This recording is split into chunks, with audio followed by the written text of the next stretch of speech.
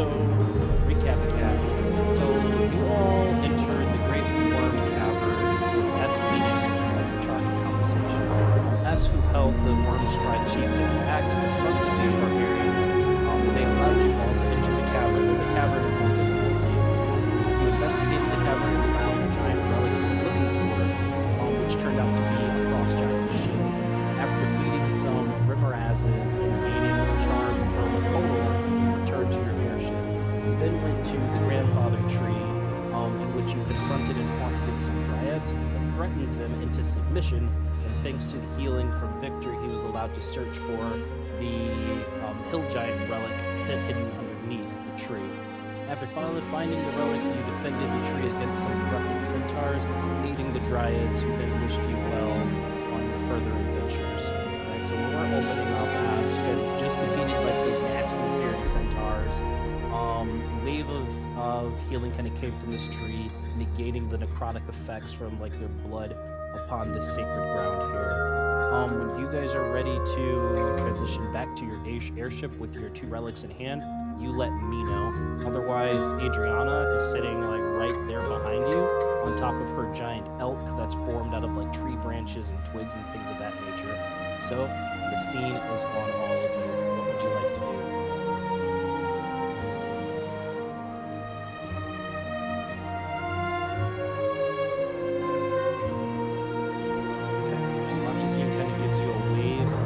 Solidarity, as if you're thanking you from saving her tree from being corrupted by these evil centaurs.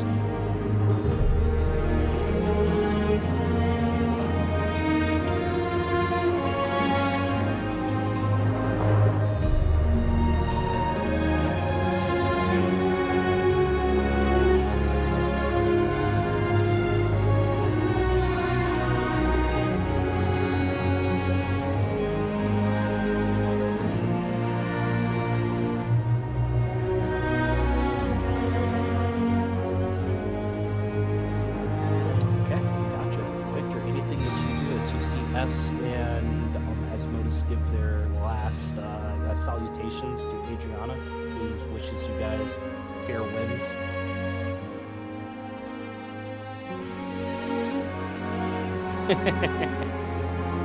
Don't be a stranger, huh?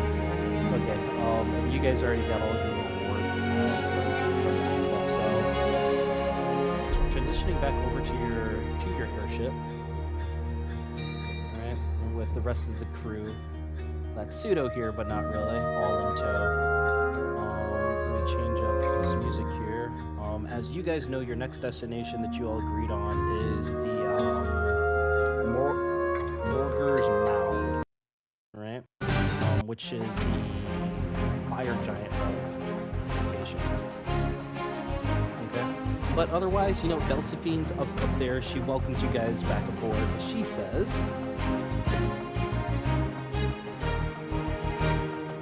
that's a mighty fine... What is that? Looks like a giant metal earring that you're carrying there, Asmodeus.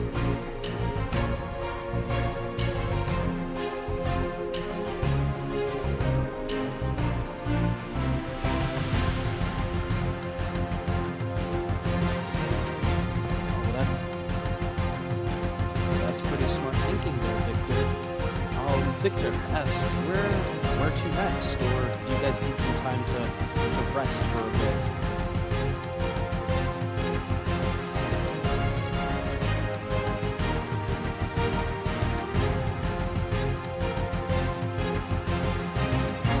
Yeah. Where's the next location that you guys are planning to head towards? As she like unfurls the map that you guys gave her initially?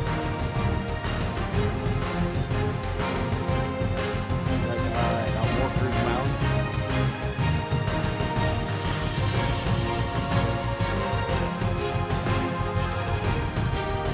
Okay, this is going to be about a 2-day fly. I think we'll be able to make good headway with some strong winds. Why don't you guys all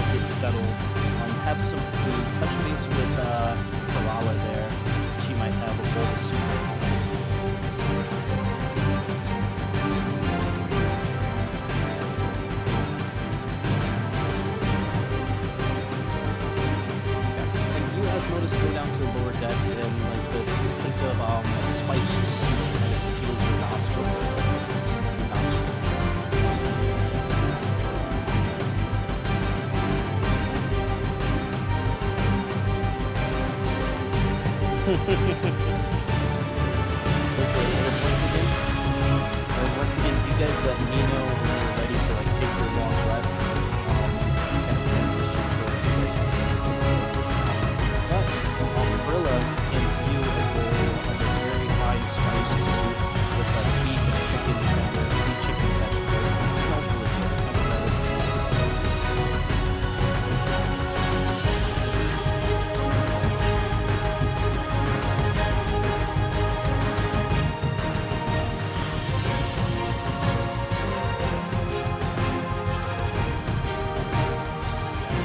and Victor like smell the aroma kind of coming from the floorboards and the shit. What would you like to do?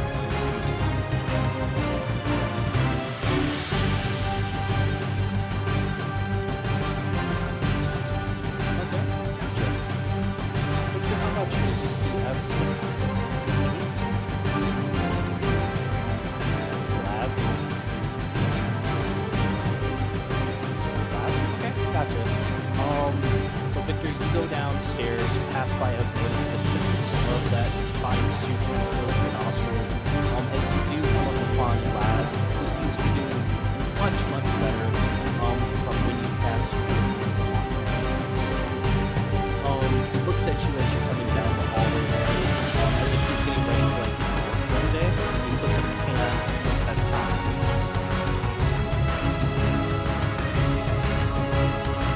Oh, yes. I think a good night's rest did me well. I don't know what happened. Did you compatriots help out something while I was asleep?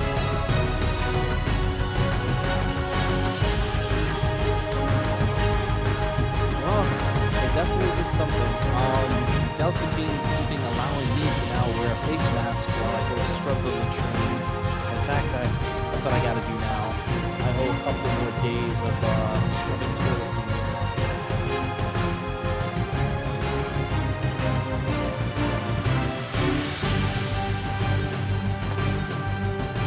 I mean, would you like to help?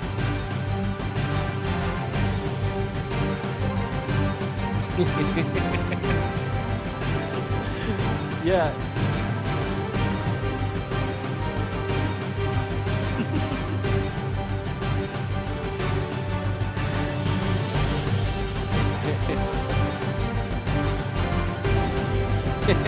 Okay, so Laz like brings you like in the direction of the retreat here. Yes, watch as Delphine allows Zelphia there to kind of take the helm. As she's been keeping an eye on you as she approaches, she kind of leans up against the railing next to us as she says,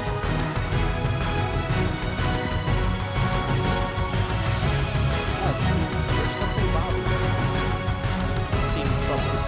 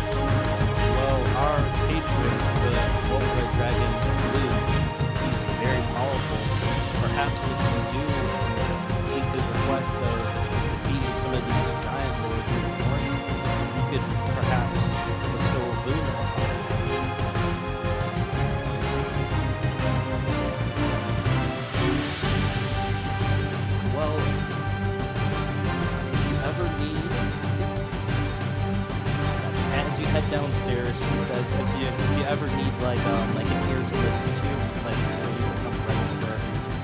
Victor managed to find the dreams with Laz. You open the door and your nose is assaulted by the stench of just poop and urine, and you realize that if they kind of fucked up on trying to make like a hole in the bottom of the ship, and instead they just had like missing shit buckets.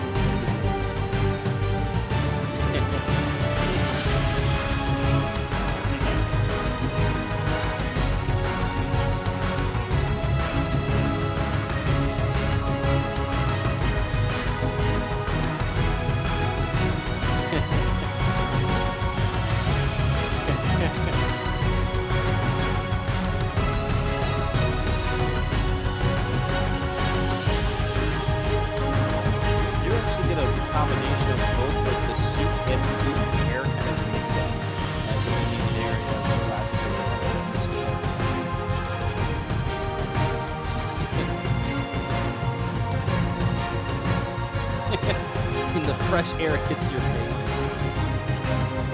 Victor?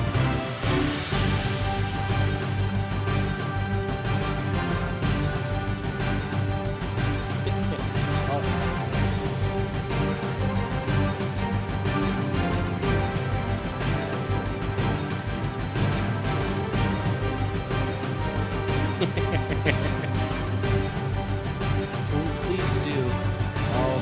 I don't think these guys know too much of what's going on. Some of them just kind of pee over the side of the airship here. Some even stick their asses out in the air. It's quite disturbing, but they're happy at least.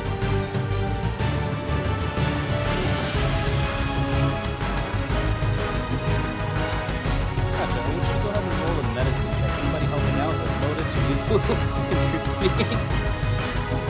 Or you're just kind of just sitting there?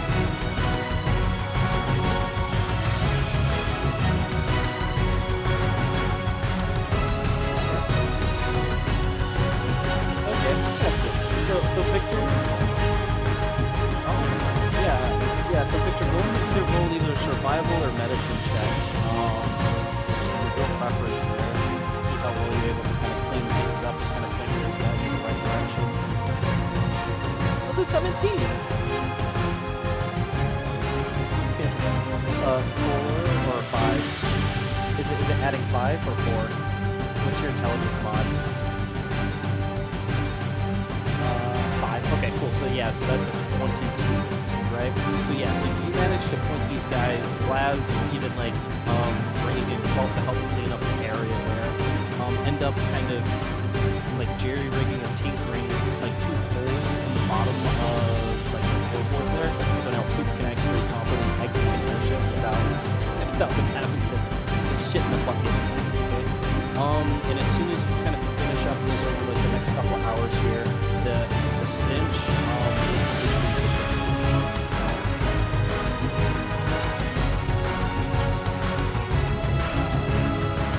the rest of the sailors on this work are very grateful and happy. Anything else anybody would like to do?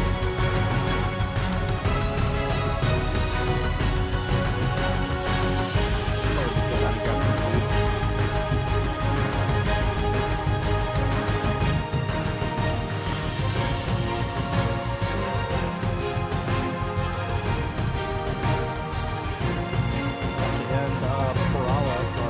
Perala hands you a bowl of soup there, S. You'll notice you probably by now have finished yours, and this has gone for 7 seconds or thirds.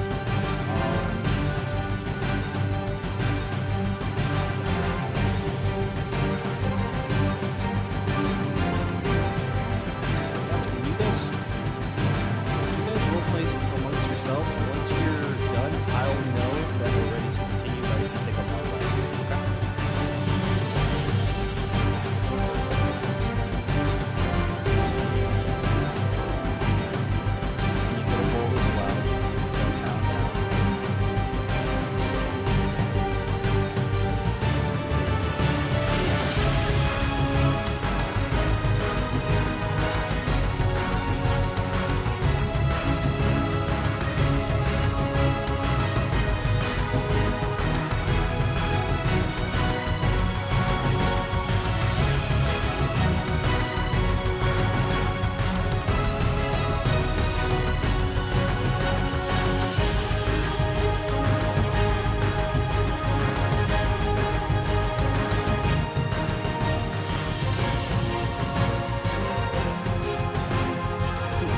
the windows on the sky crack, says somebody.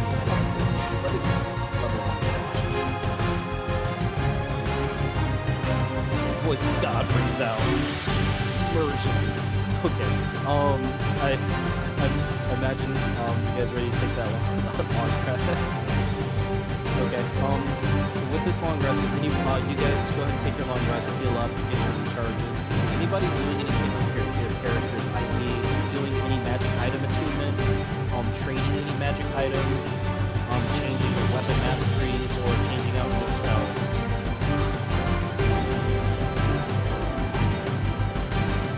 It's more of an administrative pause.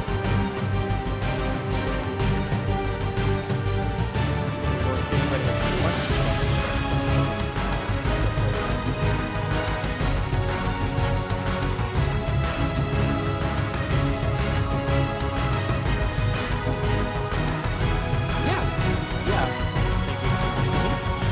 go ahead and click the clip, right? Do you have the weapon mastery for it? Do you know? Like, does it come up with like that red star next to the name? Okay, that's no worries, because if you go to the anvil thing, the builder, and then under weapon mastery, it'll say right there, like, whenever you finish a long rest, you can practice weapon drills to change one of these weapon choices. So right now you have great axe, great sword, and spear. Right? So if you want to change your spear to like a so change your spear to like a short sword, and then that weapon mastery can change.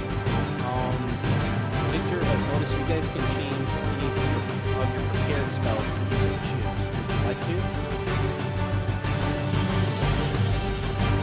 Okay.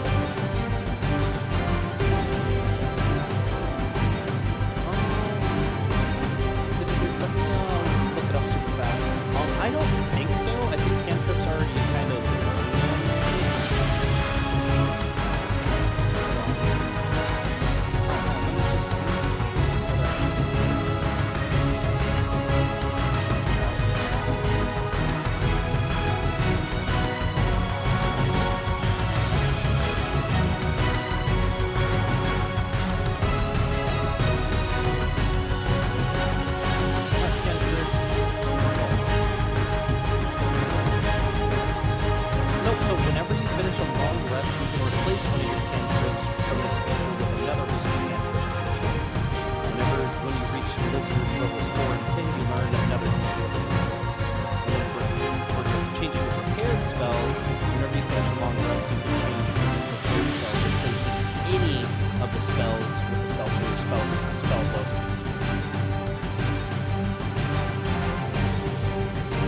No, you can't. You can only replace one. You can replace one cantrip during a long rest, but any of your prepared spells you can switch out. Correct.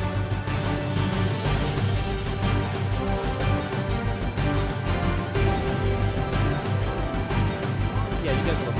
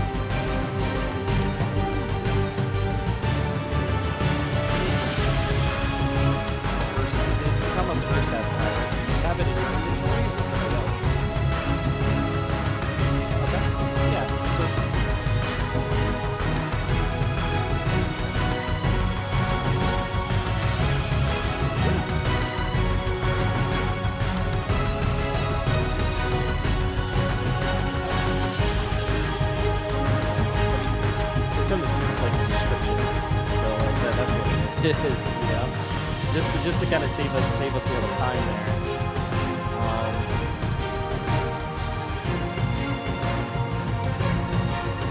No, it's a common magic item, just like it's an artificial eye that'll place an eye together. Yeah, tell me about it.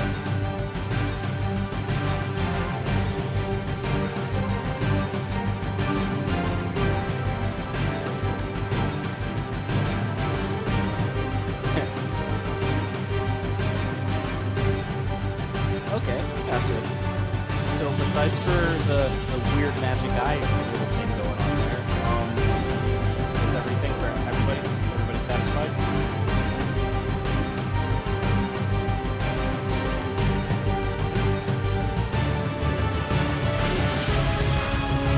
Yes, but with two-weapon fighting, you don't have the two-weapon fighting style, so you just won't make a, you won't add your modifier to your offhand attack as well, okay?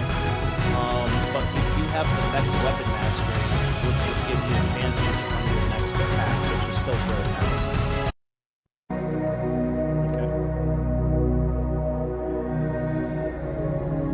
Okay. Yep, on your attacks.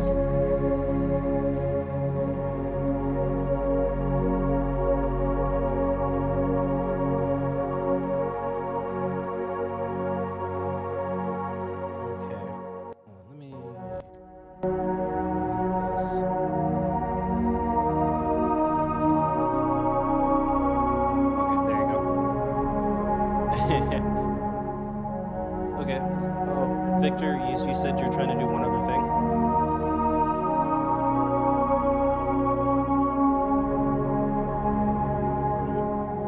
Yeah, I'll wait for you to try to find it before I paint you guys your next scene, as 2 days of travel have passed now, and you're coming up on Morgur's Mound. Okay, you go ahead and you went ahead and casted it in the morning. Got it. Love it.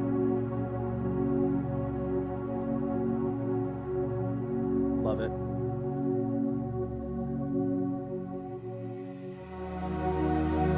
You wanna like feed me in on what you were maybe thinking about? See if I can help out.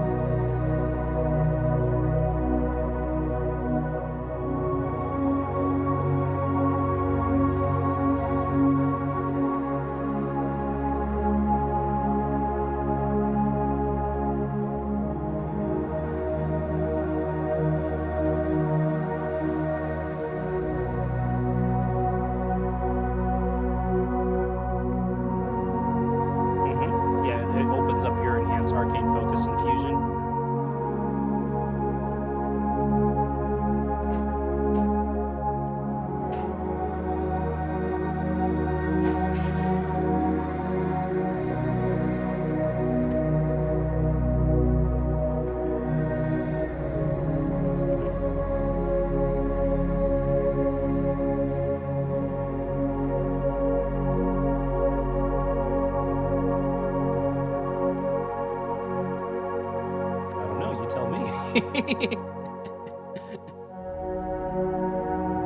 Are you trying to craft another like magic item, like from the replicate magic item infusion?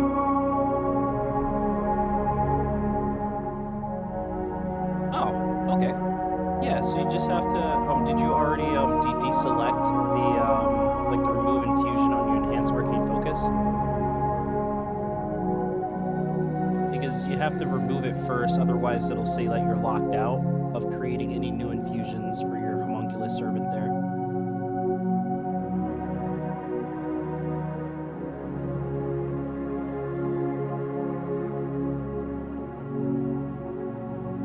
To make a homunculus servant? Okay, do you have 100 gold? Sweet, take away your 100 gold, there you go.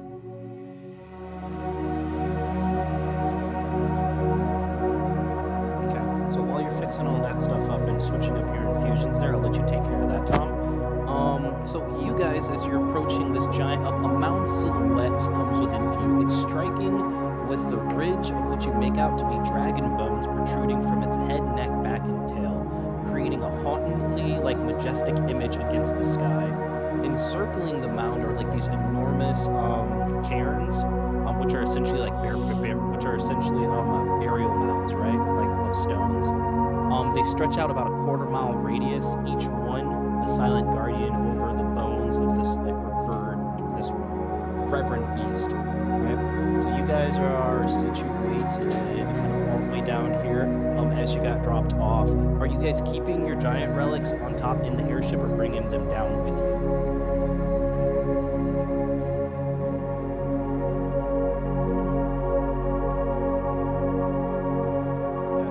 Fair point is, you guys also don't need to bring the relics with you, just FYI.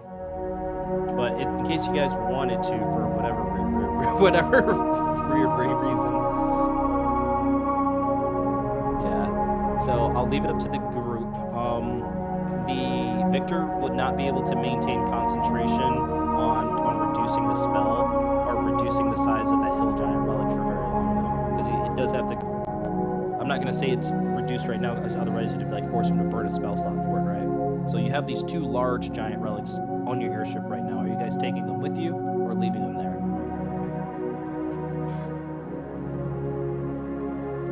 Okay. Okay, Victor, Asmodeus, you hear S? S's opinion. You too?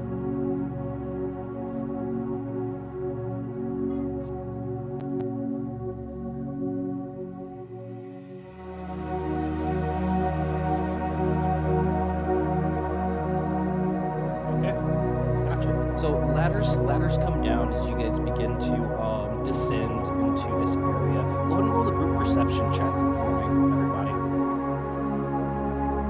As you begin to kind of like survey the area, like hell yeah, 15. Sweet. So what you all see, you find evidence of past expeditions seems to be scattered all across the site, with several dig sites marring the landscape.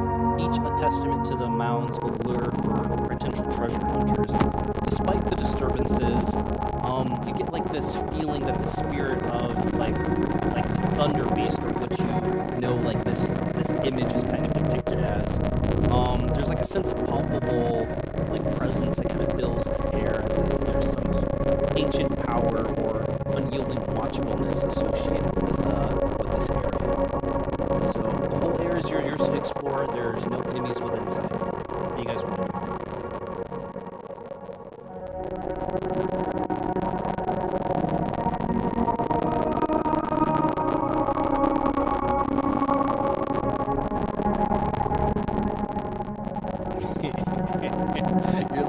your little wizard arms are maybe managed to kind of call your way up there.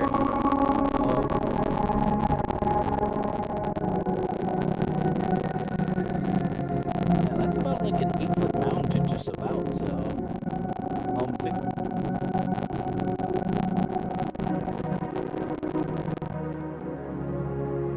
gotcha. So just to get some bearings for you guys, these little openings here are like excavation sites for you guys to go into the mound, right? These little collection of little white things are those cairns. Probably pronouncing that right, or not pronouncing that right, but they're essentially burial grounds, right? Essentially like old-fashioned headstones for like barbarians and tribesmen and stuff.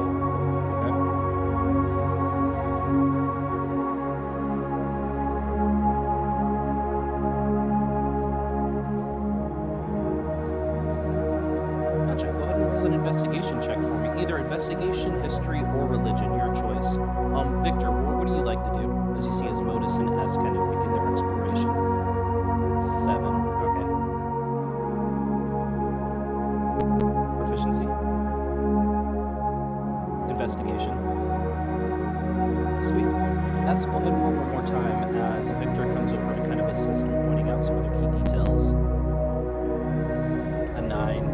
Okay, so you take a look, S, and what you're able to find is kind of like a scratched out name that's almost written in glyphs. It's probably of like a really old language. You can make another check to potentially try to figure it out, but it's not a language that you know off the top of your head. Gotcha. Go and roll a history check for me.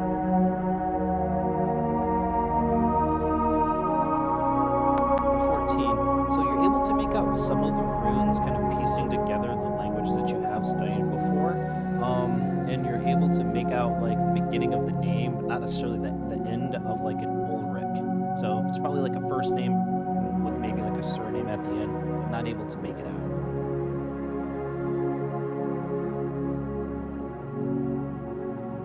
No, so Ulrich, because I think the surname is the last name, right? So surnames are last names, right?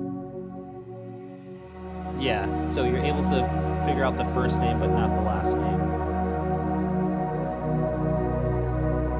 Asmodeus, go ahead and roll an Arcana check for me, as you're still by like the excavation entrance there. Yeah. Sweet. So with that, Asmodeus, you still feel that presence of arcane energy. Kind of, it's very faint, but you feel it from the mound itself.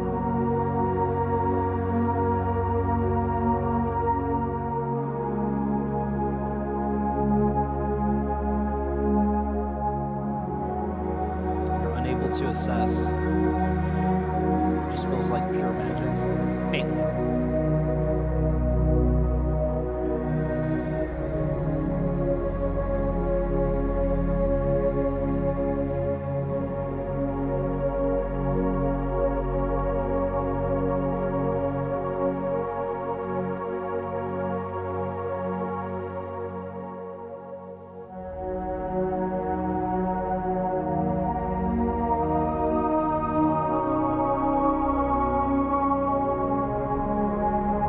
Sure, go ahead and roll a history check for me.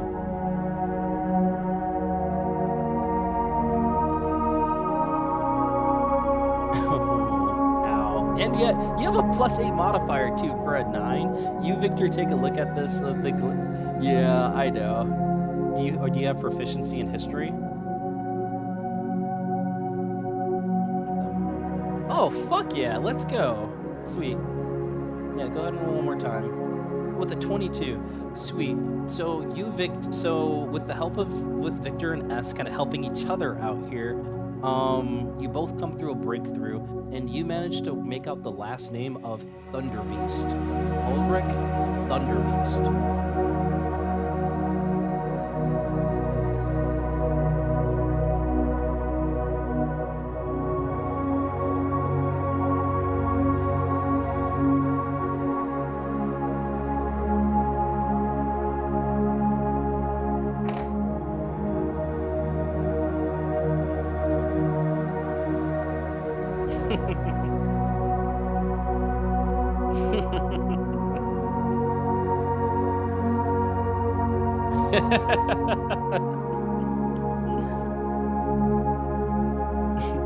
Okay.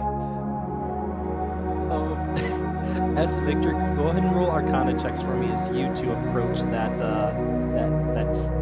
excavation site.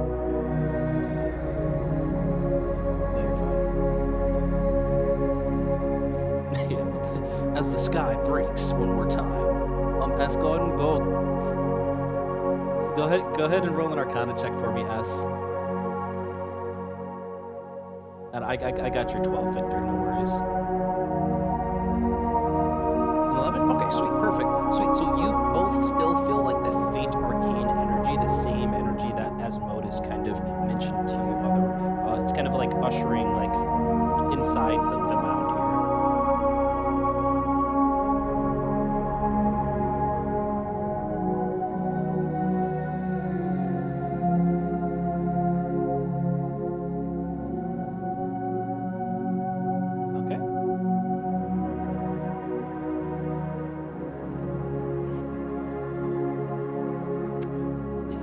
He's got his special goggles. You pull him down. S, do you have a source of dark vision just for my situation awareness? You do not. At least it's not under your senses here, which is okay. Because Asmodeus actually has light for you. But I want a group survival check for me. Okay, expand the light that Asmodeus is giving off from his produced flame plus a torch. Perfectly fine. Go ahead and do a group survival check for me as you're trying to navigate the inside of this mound. So 18 from Asmodeus, sweet. 9 from Victor. 17 from S. Okay, sweet.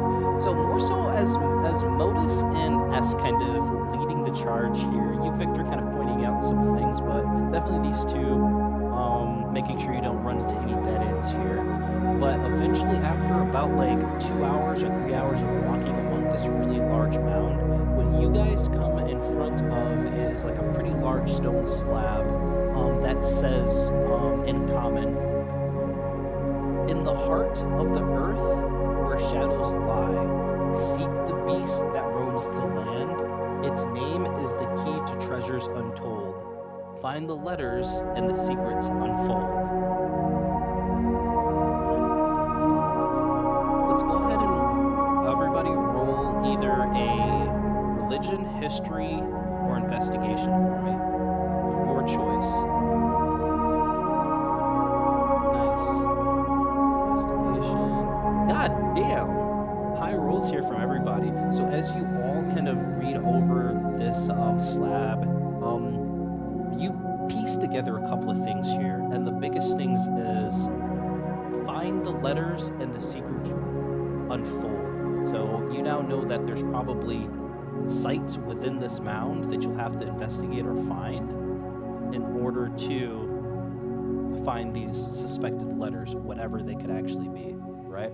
And so what we're going to do here, guys, is it's going to be a series of checks, okay, as you guys begin your investigation of this mound.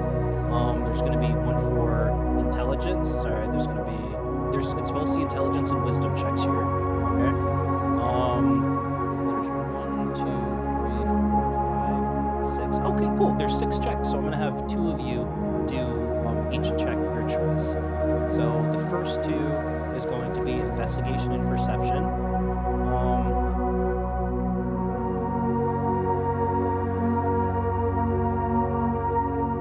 Okay, gotcha.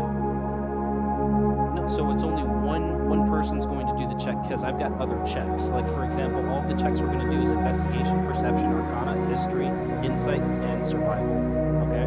So for investigation, I've got Victor for a 19 and for Asmodeus a 21 for perception. Okay? Yep. So just so I can kind of get things organized, who would want to do arcana? Probably you, Asmodeus, right? Okay, gotcha. Okay, gotcha. And then who would want to do survival? It'll either be Victor or S. Okay, so S will take insight and survival. That defaults history and investigation to you, Victor. And Asmodeus, you've got arcana and perception here. So you, Victor, first with that investigation of a 19. You go off on your own a little bit, but staying like within earshot of the others, of course. But you notice a faint trail of disturbed earth leading to a partially buried fragment. And as you go close, what do you do as you kind of see this disturbed earth? Okay, gotcha. So as you take another closer look there, you can see like other smaller fragments underneath. And as you gently push away the material, what you find is, I'm actually going to put this in the Discord chat here, are 2 letters.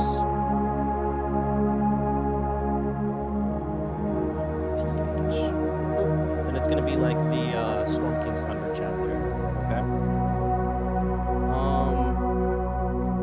Then I'm going to do insight next, and then the perception. Okay. So you, S, as you begin to make your search, you come upon another riddle, like the wording, or you come back to that stone slab of the riddle. And the wording of the riddle you make out seems to have a deeper understanding, right? And as what would you think you would do if you think this slab had a deeper understanding?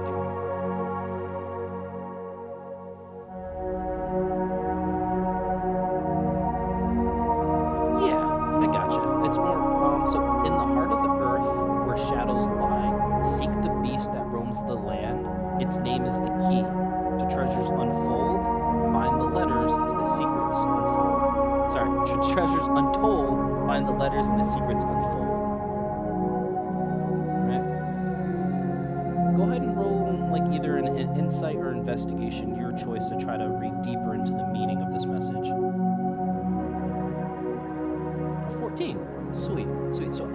kind of pick apart the words, you manage to find a couple of letters that kind of stick out more than the others, which you find with that successful insight check is EA. Right? Going to you, Asmodeus, as you've used your produce flame to kind of illuminate the area even more, despite your dark vision here. As you scan the area, you catch a glimpse of something shiny under a pile of rubble. What do you do?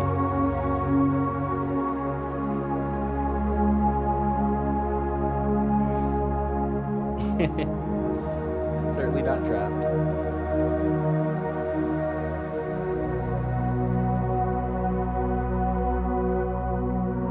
Gotcha. Sweet. So as you uncover it, you manage to, I guess, pass the perception check there.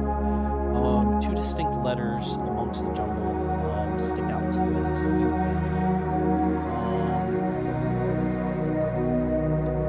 The survival. Who had survival? S. Go ahead and roll the survival check here. As you come upon what it looks to be maybe like some humanoid tracks. Sweet. With a 10.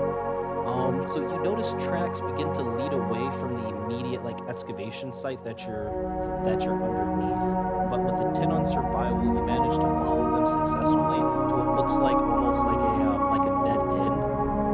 Go ahead and roll an investigation or perception.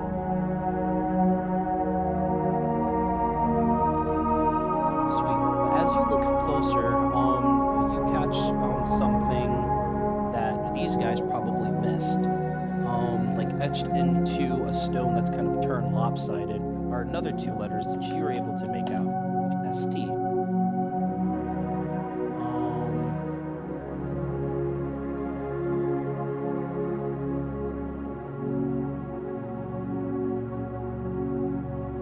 Do you want to go?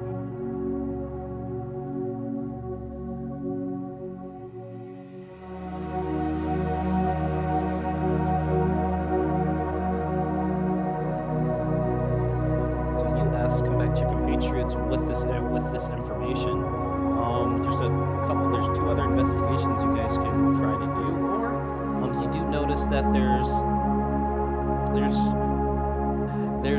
inscriptions that you can probably write out on that initial stone tablet that you came upon. So.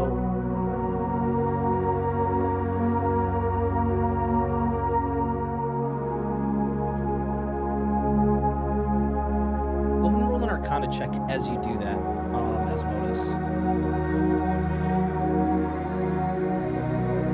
25, sweet. So as you begin to write down these letters, your letters seem to give off a faint glow, faintly with arcane energy. And as you begin to check to decipher what this magic, what the significance of this is, another two letters stand out to you.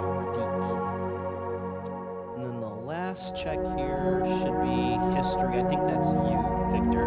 So go ahead and roll a history check for me.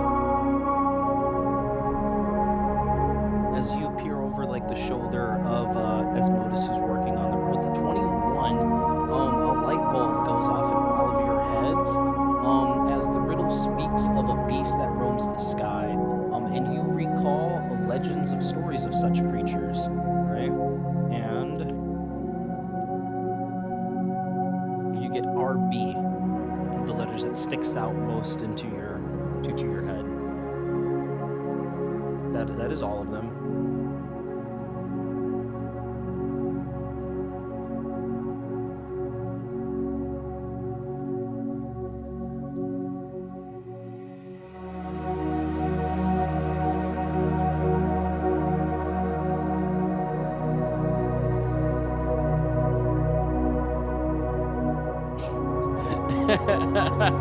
An eldritch horror.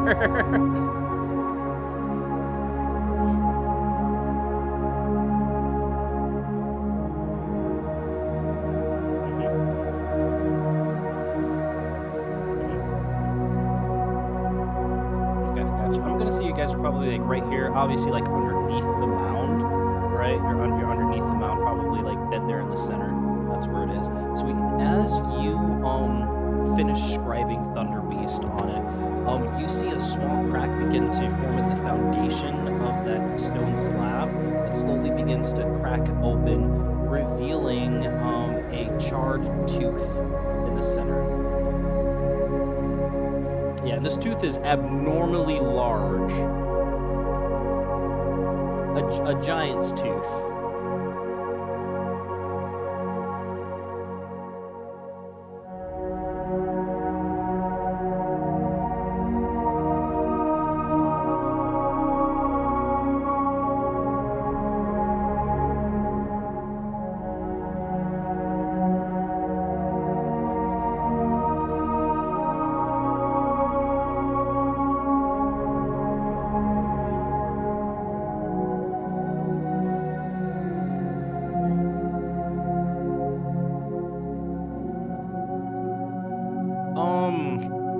It's probably about like 3.5 feet, like 3.5 feet by like a foot and a half, or probably like 3.5 feet by maybe like a foot and a half. So it's a pretty large tooth, maybe like a canine.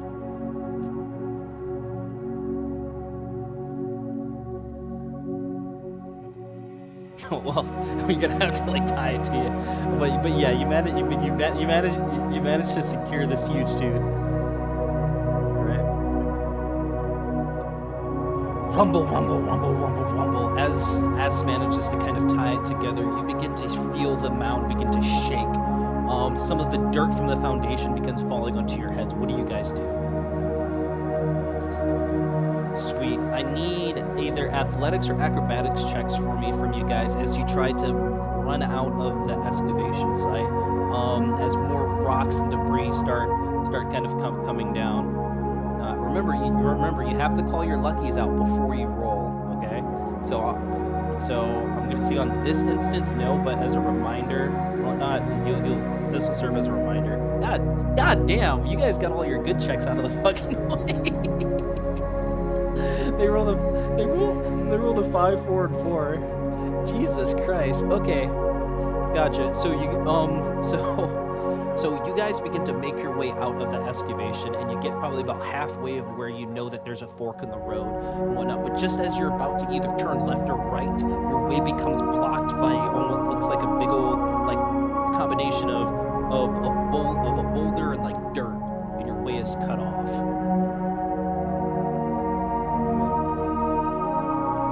So right now you've got a huge like pile of dirt in front of you, dirt and like stone. Down the corridor behind you, you can still see, like, you can still feel the rumbling going down. You know, there's probably only a certain amount of time before the back end of that tunnel, probably catches up to you guys. Hell yeah, that's what I'm talking about. The Force Ballista. Okay. You said Force Ballista. Boop. There you go. Force Ballista, Eldritch Cannon summons Victor. What do you do? Gotcha. Go ahead and roll damage for me. As you all see Victor summon one of his Eldritch Cannons in his hands before aiming it at the rocks in front of him, blasting it for 13 points of damage. You get through about halfway through it. Okay? Asmodeus, you see significant damage and your weight almost cleared out. Or Victor, you try blasting it again. Okay, are you sure you want to burn a spell slot for it, knowing that Force Ballista is doing enough damage? Or do you want to conserve your resource? Sweet. Alright, I got you. Go ahead and roll damage for me, just straight.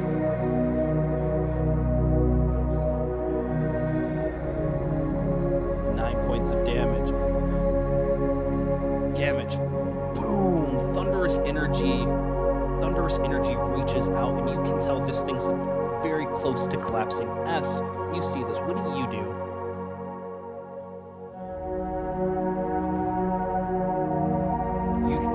You can feel that your group is almost through it, right? With the help of Victor's Force Ballista, Thunder Wave from Asmodeus, what do you do?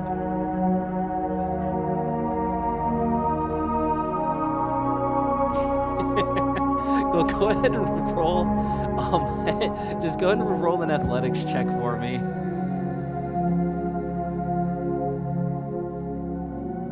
11, sweet. And so with the extra force of another like force energy blast from the force ballista, and this Modus is kind of propelling you forward, you manage to get through the rust of the rubble, and a fork in the road is there for you guys to exit to the left or the right.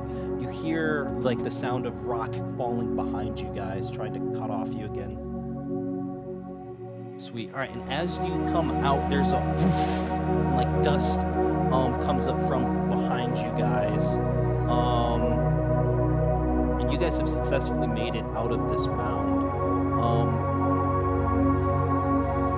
Gotcha. As you dust yourselves off, and you look at each other, like pretty thankful that you made it out. Once you cross like the threshold of exiting the excavation site, that bone, that tooth on your hip, or wherever you have it placed as, seems to radiate energy, and within moments, bones start to creep up from the grass, coalescing and forming a creature. And what appears both in front and behind, let's see if I can fucking click on this thing. Let me refresh my fucking page. Oh, there it is. Okay, it did. Are these thunder beast skeletons, right? The very outline of the creatures that you guys are kind of investigating here. And with this, I'm going to have everybody roll for initiative. I gotta refresh this page. roll for stealth.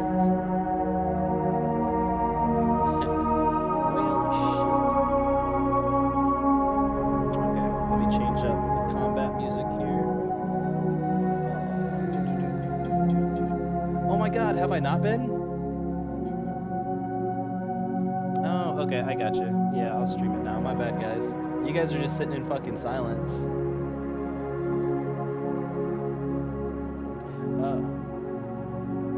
No, I mean, like, as long as you guys can play your own music and stuff like that too, but...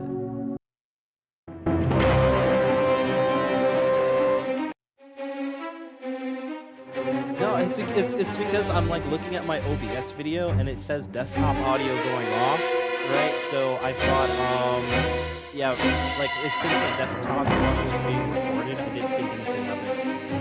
I just have to hide it. At least in Discord.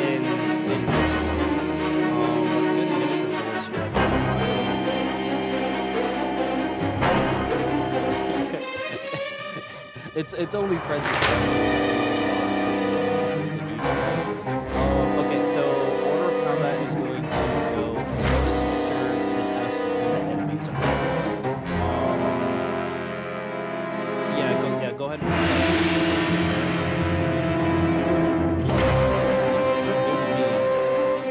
as Modus, it's your go as spectral like feral scream made you picture your own.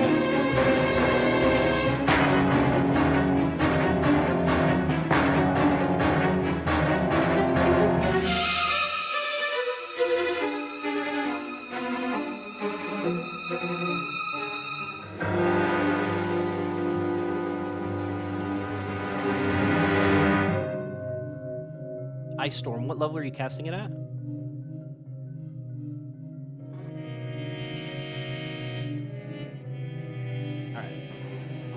Alright, your level 4 spell, let me read it off. Ice Storm.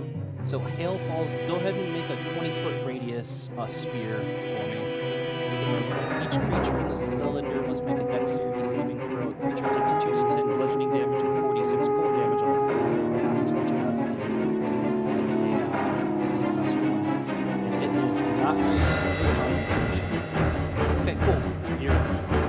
So you're doing for the top one there? I'm going to leave it that way. So let's see. Yeah, go ahead and roll your damage. 2d6 plus 46. And he fails it, so he's going to take full damage.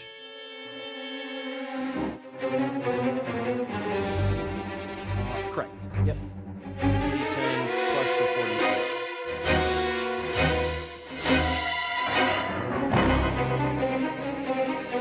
I think it's sweet. So as you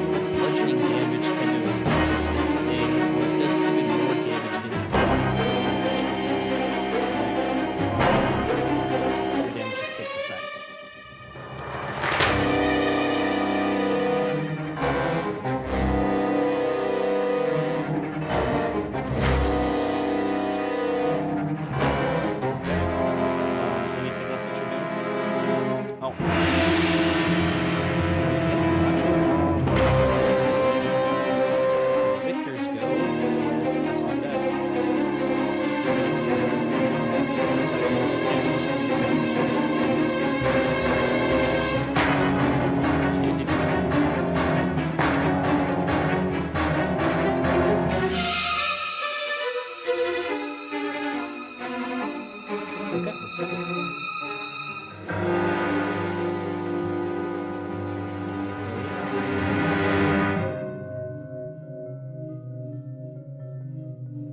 11 points. Love it.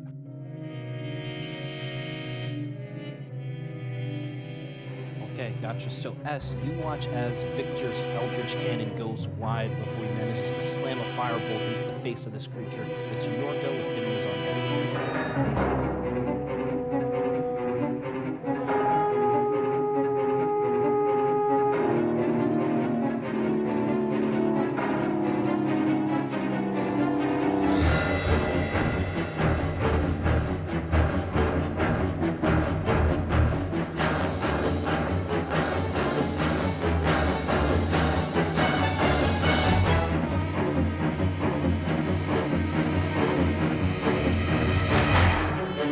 He's about 10, he's still 10 feet away from you there.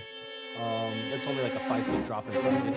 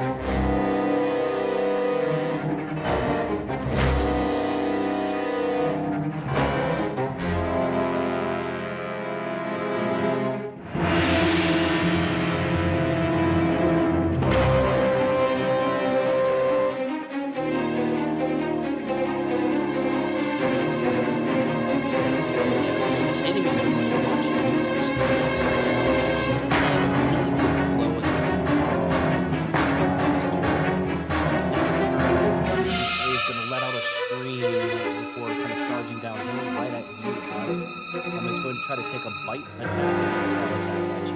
It's going to attack with its tail first to see if it can, which is going to be for a dirty 20 to hit.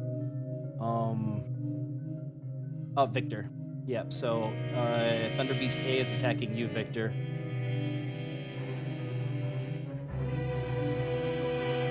Gonna cast her. Sweet, you cast shield?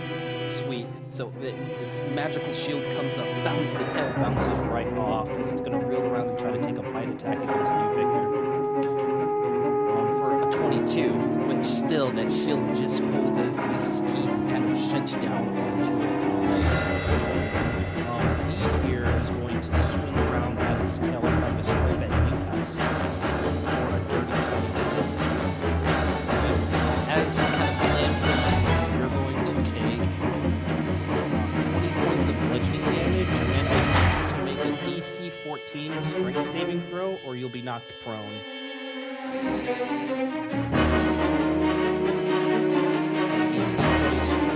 DC 14 strength saving throw.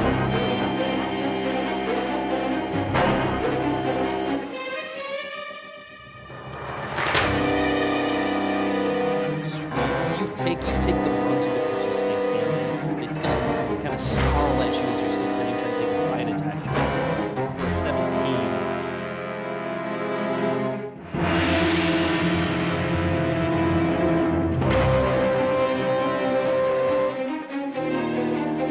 As you say that fucking hurts, it kind of manages to bite its like bony teeth into 15 wounds of piercing.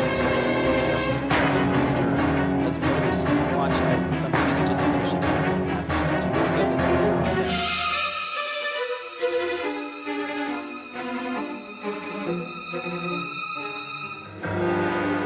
They have.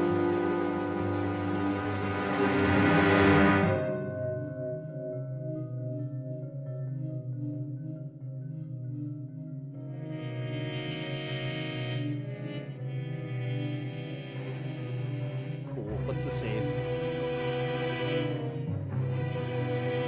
What's the save? Let's see. He fails with 10.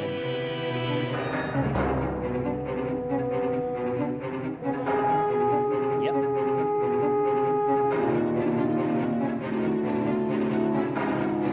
6 points.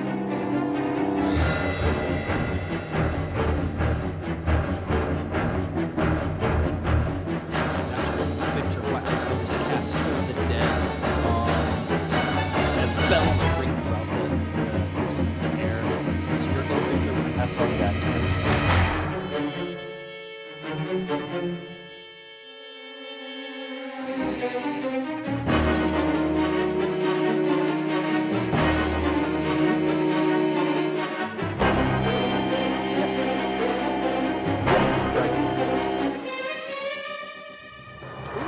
actually, yeah.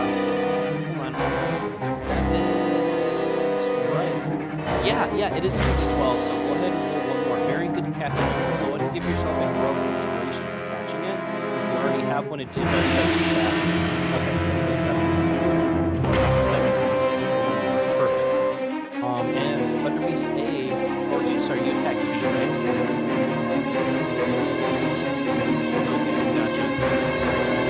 So he almost looks Victor, it's your go with this on you.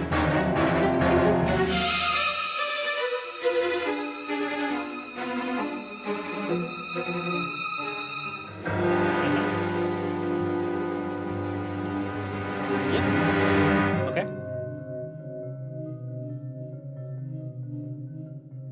Gotcha. As it does leave its reach, it is going to take an opportunity attack, but I'll do that after you finish up your stuff. Go ahead and roll your attack. It's going to do an opportunity attack on your Force Ballista specifically, not on you, Victor.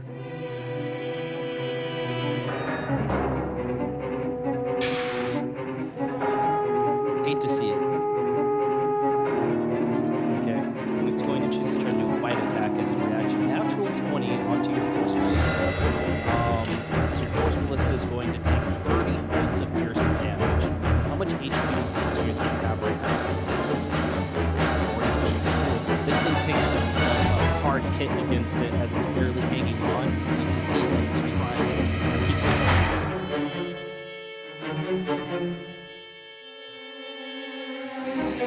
30 points of piercing damage.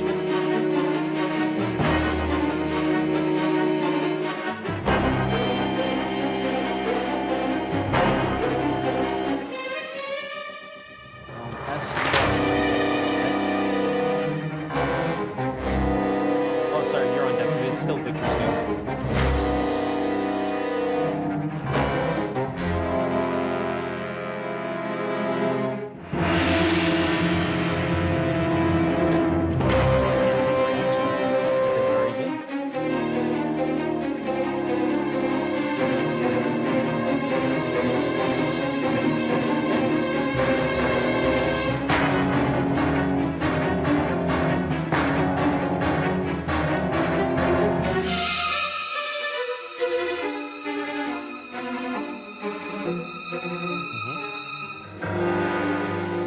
Yeah, just go ahead and roll the 1d8.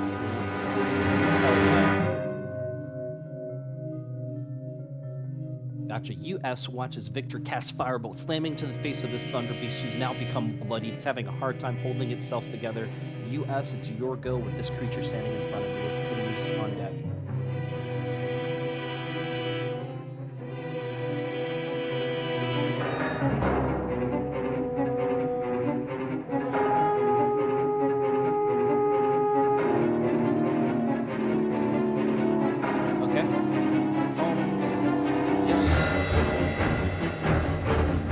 God.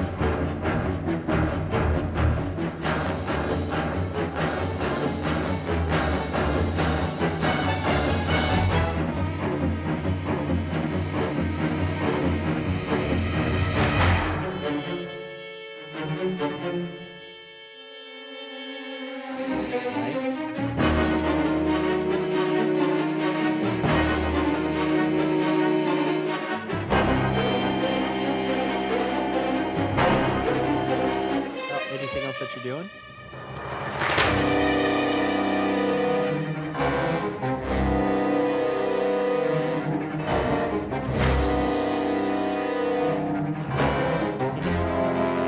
Yeah. So you know that they have vulnerability to bludgeoning damage, they have immunity to poison, and conditional immunities to exhaustion and poison. So vulnerable to bludgeoning damage.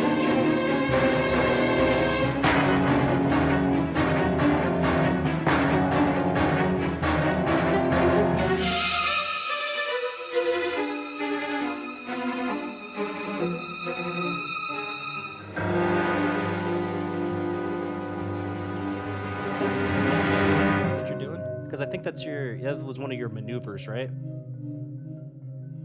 Hell yeah.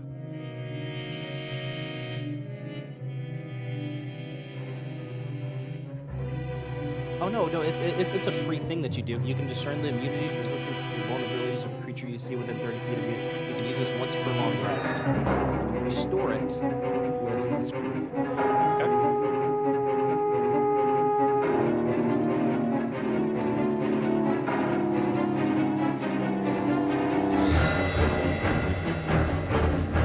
Because enemies are going to watch as you slam your great axe 4 times against this thunder beast, kind of brushes off the field before your last one cuts off one of its horns as it falls to the ground. The thunder beast A over here is going to watch you retreat, Victor.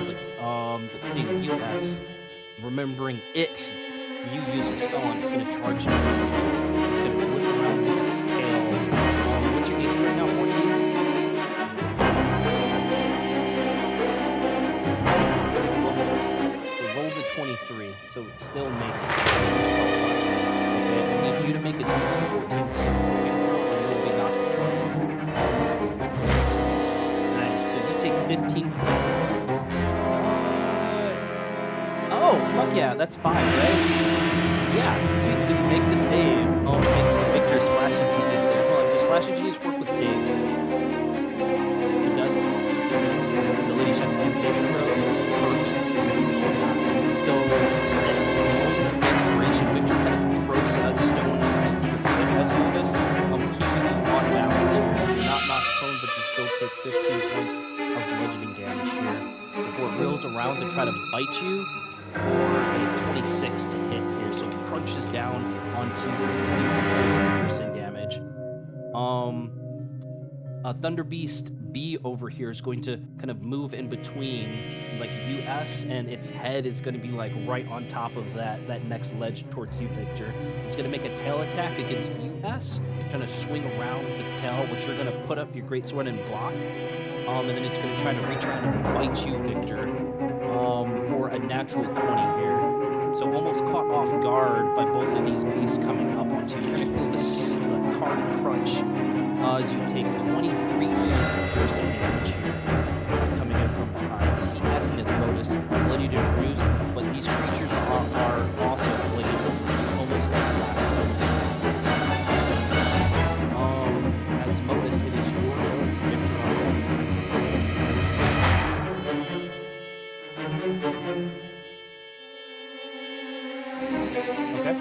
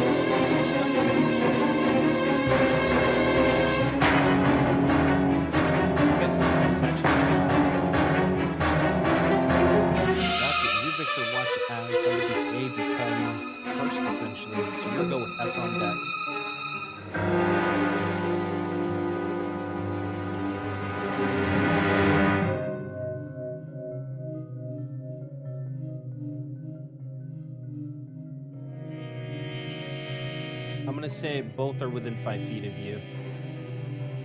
Like both of those Thunder Beasts.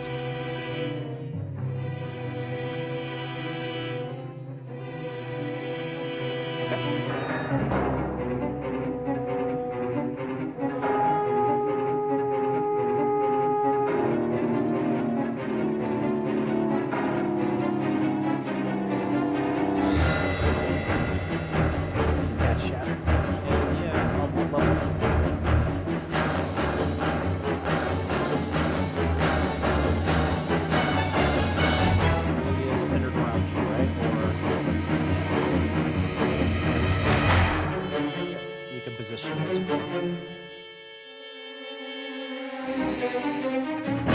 yeah, it hits the tail end of Thunder Beast A and like the head of Thunder Beast B.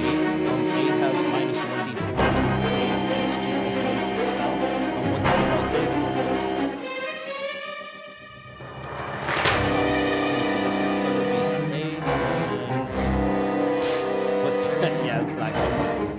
Minus 1d4, so he rolled a 1. And Thunder Beast B, he rolled a natural 1, so they both take full damage.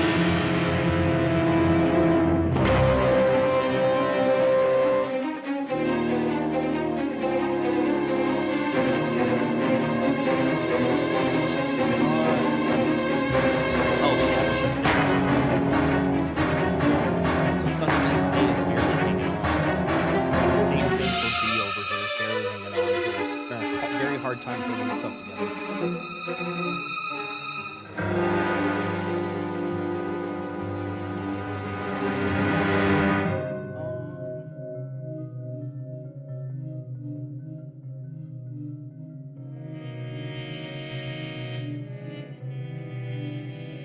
Oh, a creature made of inorganic material has disadvantage. Yeah, that's it.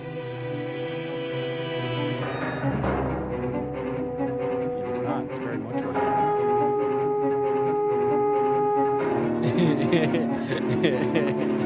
Okay, does that make your turn?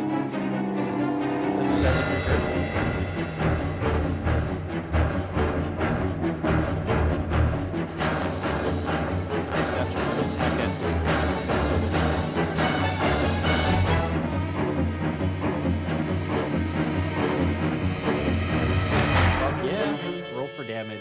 You're attacking A, right? You're on deck. How do you do it?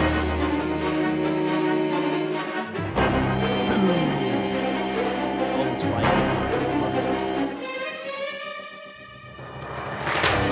As watches this Thunder Beast goes down, this force ballista victories. Enemies on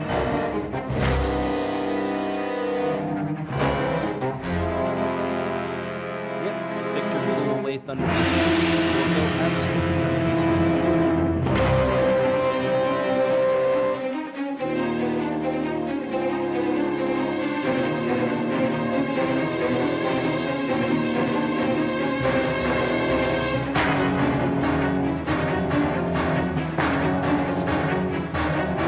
I got 4 good rolls out of the way early. That one hits.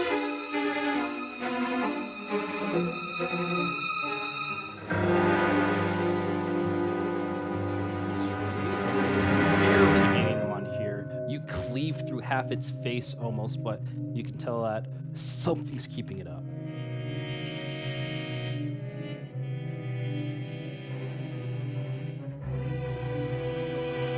You have your second wind. You want to heal up a little bit.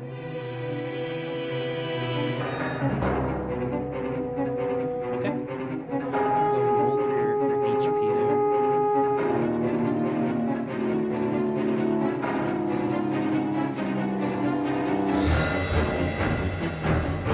Under your bonus actions. Yeah, your bonus actions.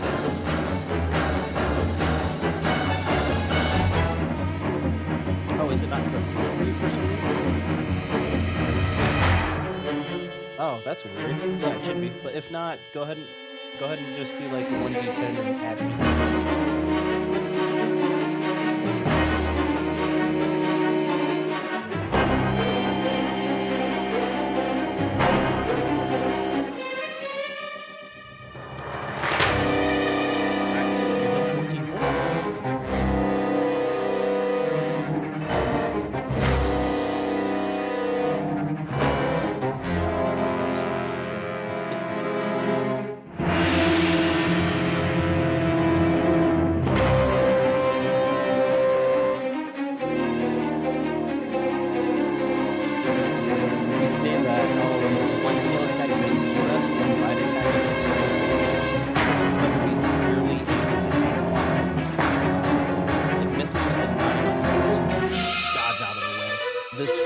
Last fight attempt against you, Victor, which you managed to put up your shield and block it expertly, as Modus's go with Victor on that.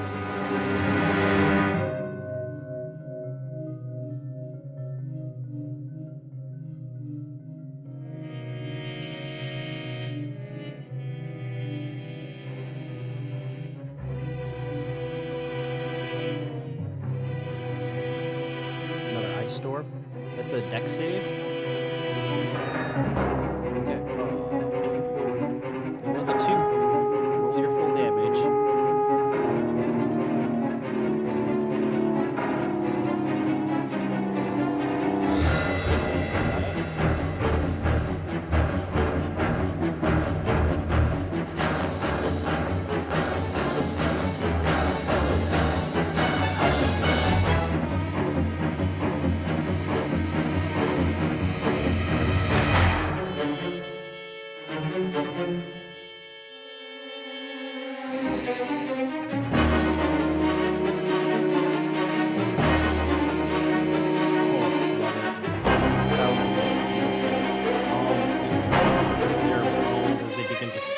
Kind of meld back into the ground. A couple of things kind of come in lieu of that. Great chat. As appears at you, the feet are a couple of magical items there. Split it up as you as well. Kind of I'd recommend doing like a wand of the war mage, which is like that +1 variant of like the +1 great speed or whatever. Victor, you got one of the dragon vessels, item already in your inventory, so I'm going for it again. I was looking at rare stuff and I got the stirring version, so it's just like an upgraded version, so you're not getting a second vessel, it's just an upgraded version of that. Exactly.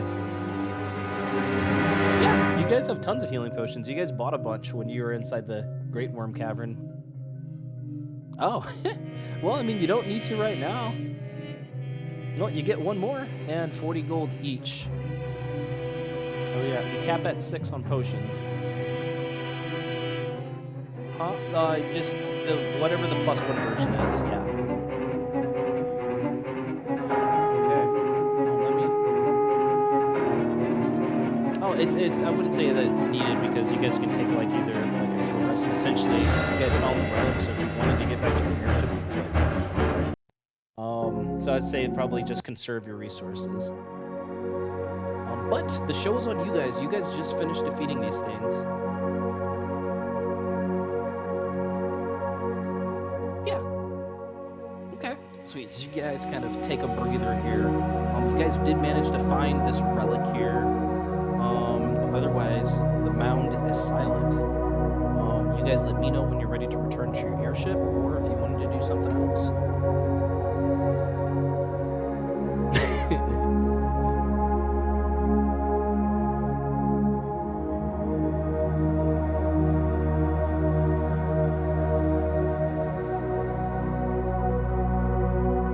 You could catch a couple. You think you can probably grab at the very tail end and kind of yank it back up. You want to try to take a couple? Gotcha. Go ahead and roll a 1d6 for me. And that's going to be the number you're able to kind of pick up before they sink back into the mound.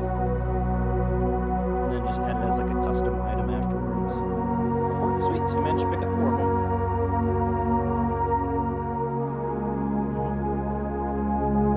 Thunder Beast, which are essentially, I think, Triceratops or something like that. As bonus Victor. Anything that you guys do in particular as you watch S kind of go around and collect a couple of these bones?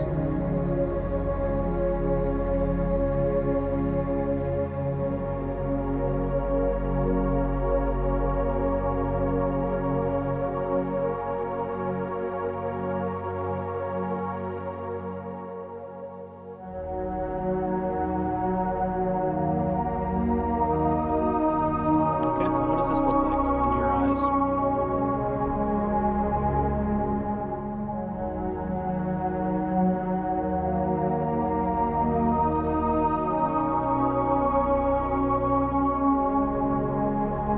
Cure Wounds in 2024 is so much fucking better.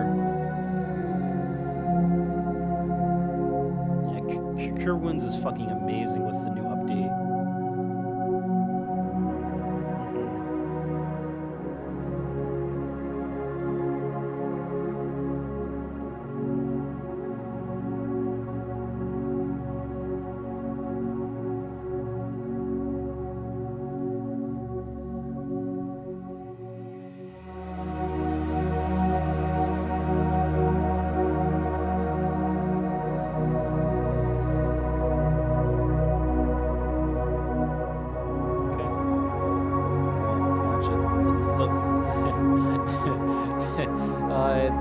ladder comes down. Yeah, the ladder comes down. And you guys manage to make your ascent. And as you get back to the top of the airship here,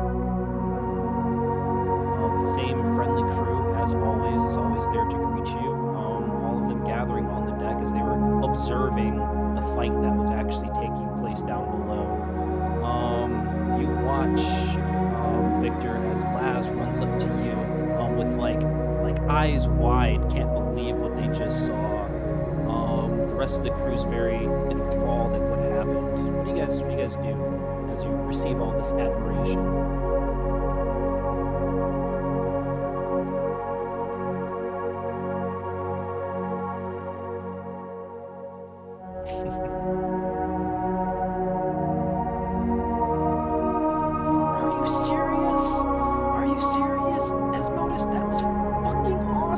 Says Tralt over there as he kind of runs up right to you.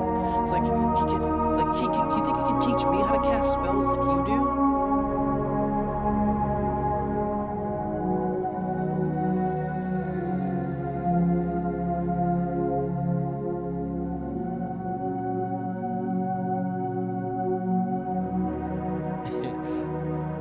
Sweet. Gotcha. So you, as Modus, get the feeling that Tralt's gonna follow you around like a lost puppy, trying to drain your brain of as much information as possible to perhaps turn him into a spellcaster here.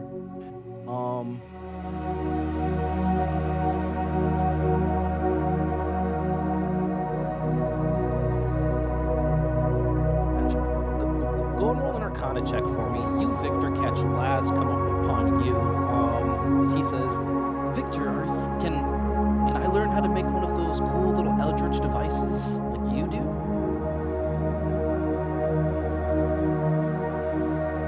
Okay. I want you to go ahead and roll either what's your, I think investigation's the highest thing, yeah? The most proficient thing that you have? Yeah, go ahead and roll an investigation check for me. I don't know how well you think you're able to come up with a lesson plan, perhaps for Laz there. Okay, hell yeah. Go ahead and roll that advantage here. Brassic, the most burly of the group of all these cultists, come up to US. 29. Nice. You draft like a perfect, like, detailed fucking rubric of how you're going to train Laz, essentially, to get him dabbling into the realm of being an artificer here.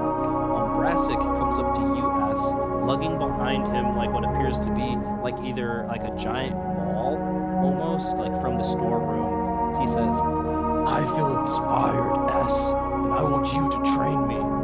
I'm pretty strong, as you can see," as he kind of like hauls the maul up to his to one of his shoulders there. What do you do?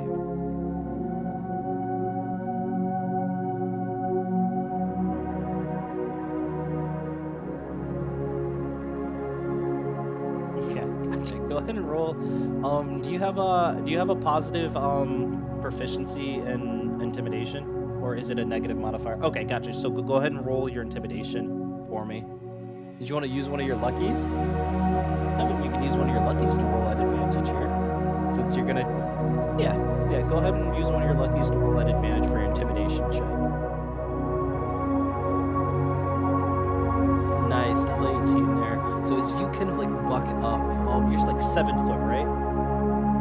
7 foot. So Brassic himself is pretty tall, not as tall as you, probably like 6'3". So he's still like almost like a head above this guy. He kind of like takes a step back, like from your presence, before kind of like taking a fist and slamming it against his chest in appreciation, and kind of bowing forward in a very sharp militaristic bow in front of you.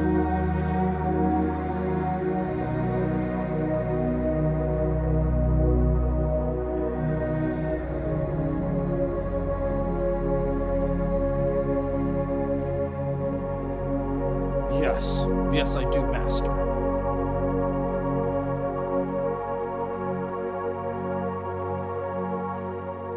And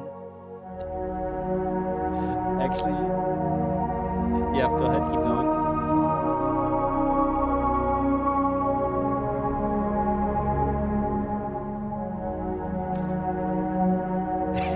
And he begins to do so. And that's actually where I'm going to have to end things for now, guys, because I do have to leave in like 10 minutes or so.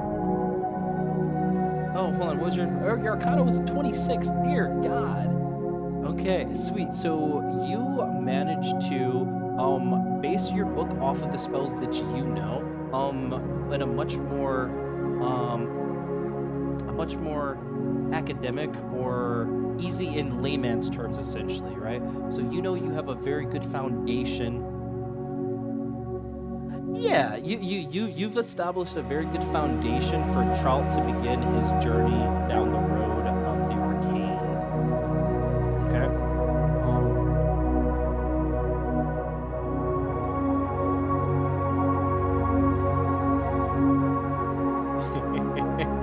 So what I do want everybody to do, like, make a note either, probably in your backgrounds where it says allies. I want you to make a note of which of these cultists have come up to you and trying to ask you to take under your wing. Okay, and we'll kind of roleplay things from there and see exactly where it goes. But I am going to end things there because I do have to go in a couple minutes and I still have to eat something because I haven't eaten anything. But that was fun. It was a short, sweet session too. Like what? Yeah, it was like an hour and a half, which is perfect because that's exactly where I wanted it to be in the first place. We got to do like everything there for that entire thing.